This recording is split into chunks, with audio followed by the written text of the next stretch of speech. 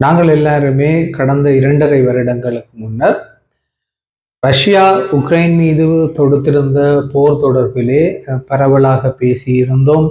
பரவலாக நிறைய விடயங்களை அதை பற்றி அறிந்து கொண்டிருந்தோம். பலர் சமூக ஊடகங்களிலே, இணைய ஊடகங்களிலே என்று தேடி பல்வேறு விடயங்களை அறிந்திருப்பீர்கள். இந்த நிலைமையிலே ரஷ்யா மீது உக்ரைன் போர் தொடுத்திருக்கின்றது. ரஷ்யாவினுடைய ஒரு குறிப்பிட்ட அளவு நிலப்பகுதியை உக்ரைனுடைய இராணுவம் கைப்பற்றி இருக்கின்றது. மிக பெருமளவான மக்கள் வெளியேற்றப்பட்டிருக்கின்றார்கள்.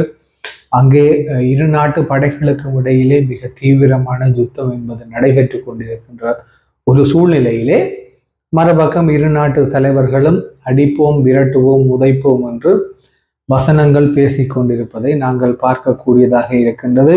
உண்மையிலேயே இந்த ரஷ்ய பிராந்தியத்துக்குள் உக்ரைன் படைகள் ஊடுருவியுள்ளனவா? அங்கே எவ்வளவு இடங்களை உக்ரைன் படைகள் கைப்பற்றியுள்ளன? அங்கிருக்கின்ற போர் நிலைமைகள் எவ்வாறு இருக்கின்றன என்பது போன்ற சில முக்கியமான விடயங்களை இந்த பதிவிலே பார்க்க இருக்கின்றோம். நீங்கள் பார்த்து கொண்டிருப்பது ஜேசட் தமிழ் டு செட். தொடர்ந்து முழுமையான வீடியோ பதிவுக்குள்ளே போவோம்.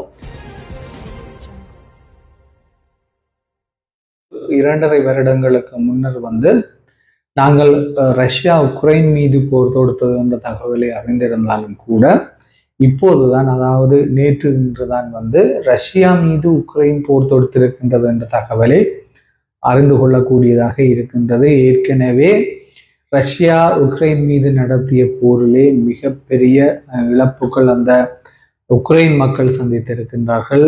உக்ரைன் நாட்டுக்கு பல்வேறு வகைகள் ஊடாக இராணுவ உதவிகள், இராணுவ தளவாட உதவிகள் என்று மிகப்பெரிய உதவிகள் கிடைத்ததன் காரணமாக உக்ரைனுடைய பாதுகாப்பு என்பது தொடர்ந்தும் நீடித்து கொண்டிருக்கின்ற நிலைமையிலே இந்த மிக மோசமான யுத்தத்தினாலே ரஷ்ய மக்களும் உக்ரைன் மக்களும் மிகப்பெரிய அளவிலே உக்ரைன் மக்களும் பாரிய விளைவுகளை, மிக மோசமான விளைவுகளை, மிக பெரிய விளைவுகளை சந்தித்திருக்கின்றார்கள்.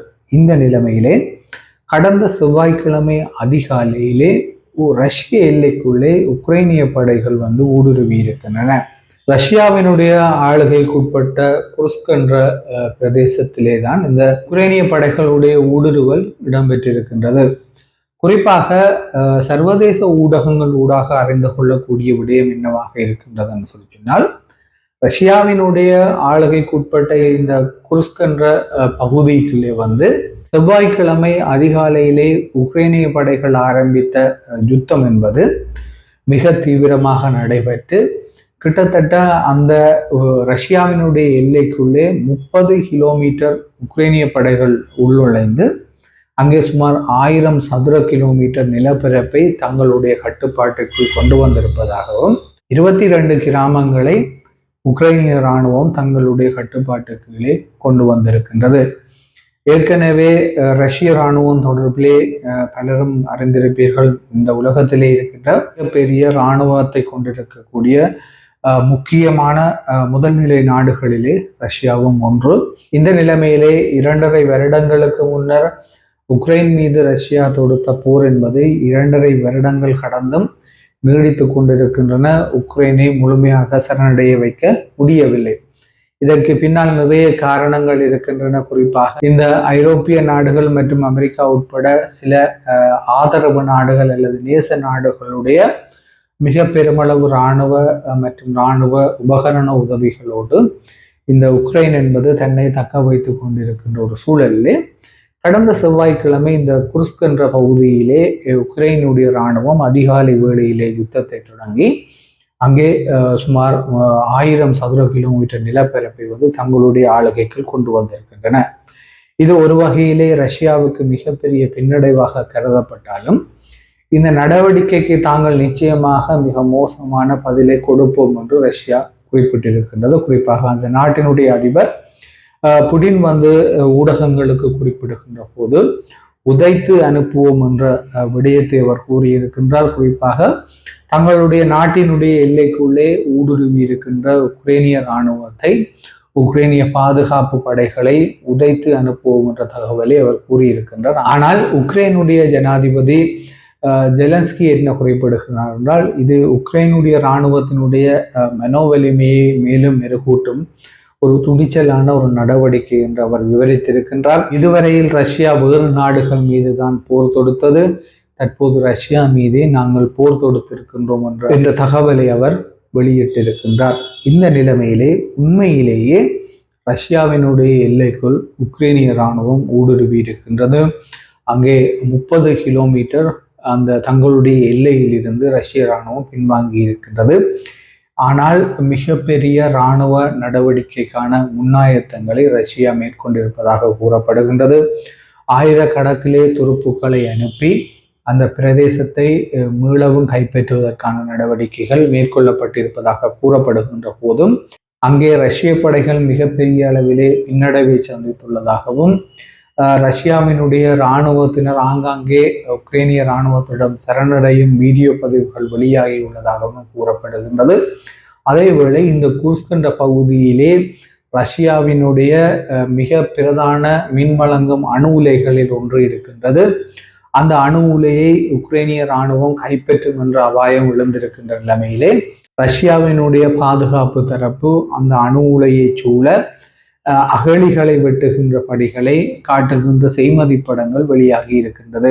முன்னைய காலத்திலே மன்னர்கள் தங்களுடைய எல்லைகளை அல்லது கோட்டைகளை பாதுகாப்பதற்காக நீர் நிறைந்த அகழிகளை வெட்டுவார்கள். அதே போன்று ரஷ்யா தன்னுடைய அணு உலைகளை பாதுகாப்பதற்காக அகழிகளை வெட்டுகின்ற சில புகைப்படங்கள் இணையங்களில் வெளியாகி இருக்கின்றது.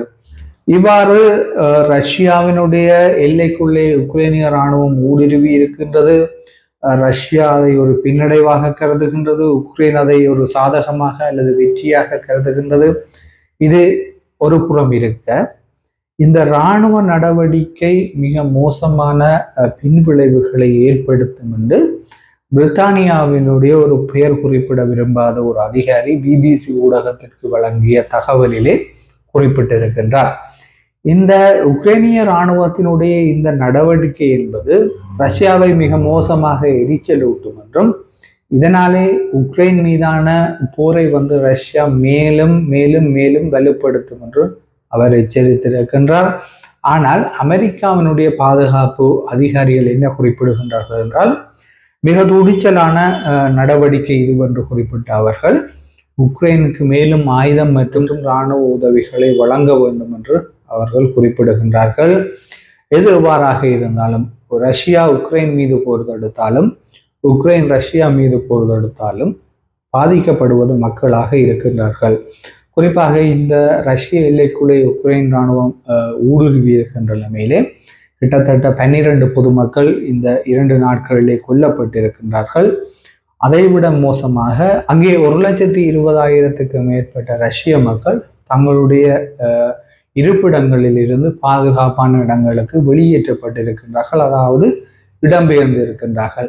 இதைவிட மேலதிகமாக இந்த உக்ரைனிய படைகள் ஆக்கிரமித்திருக்கின்ற அந்த குர்ஸ்க் என்ற பிரதேசத்திலே கிட்டத்தட்ட 22 கிராமங்களிலே 2000 ரஷ்ய மக்கள் இந்த படைகளுடைய கட்டுப்பாட்டிற்குள் சிக்கியிருப்பதாக கூறப்படுகின்றது. அவர்கள் தொடர்பான இந்த விதமான தகவல்களும் இதுவரை வெளியாகவில்லை. ஆனால் உக்ரைனுடைய இந்த நடவடிக்கை என்பது ரஷ்யாவை மிக மோசமாக எரிச்சல் ஊட்டும் என்பதோடு மிகப்பெரிய போர் ஒன்றுக்கான அல்லது அடுத்த கட்ட போருக்கான மிக தீவிரமான முனைப்பை அல்லது அந்த போர் முனையை மேலும் கூறாக்கும் என்று கூறப்படுகின்றது. எது எவ்வாறாக இருந்தாலும் ரஷ்ய எல்லைக்குள்ளே உக்ரைனிய படைகள் ஊடுருவி கிட்டத்தட்ட 1000 சதுர கிலோமீட்டர் நிலப்பரப்பை கையகப்படுத்தி இருக்கின்றன. அங்கே ரஷ்யாவினுடைய மிக முக்கியமான ஒரு அணு உலையை கைப்பற்றுகின்ற சூழலில் இருக்கின்றார்கள் என்பது சர்வதேச அளவிலே பிரம்மாண்டமாக அல்லது பூதாகரமாக பார்க்கப்படுகின்ற ஒரு விடயமாக இருக்கின்றது என்பதுதான் இங்கே முக்கியமான விடயம். இதான் இன்றைய பதிவினுடைய பிரதான விடயம். நாளை மேலும் ஒரு வீடியோ பதிவிலே சந்திப்போம். நன்றி, வணக்கம்.